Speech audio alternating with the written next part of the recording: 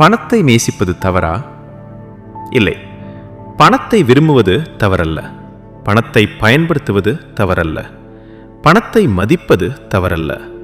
பணத்தை நேசிப்பதும் கூட தவறல்ல. தவறு எது? அதை துரத்துவது.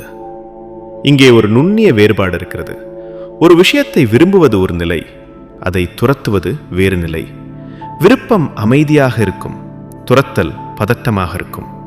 விருப்பம் நம்பிக்கையுடன் இருக்கும், துரத்தல் பயத்துடன் இருக்கும். நீங்கள் பணத்தை துரத்தும் போது உங்களுக்குள் எனக்கில்லையே என்ற குறை உணர்வு இருக்கும். அந்த குறை உணர்வே பணத்தை தள்ளிவிடுகிறது. இந்த பிரபஞ்சம் குறை உணர்வுக்கு பதிலளிக்காது, அது மதிப்பிற்கு பதிலளிக்கும். பணம் என்பது விளைவு, காரணமல்ல. பணம் ஒரு பதில், மூல காரணமல்ல. நீங்கள் பணத்தின் பின்னால் ஓடினால் அது உங்களை விட்டு விலகும்.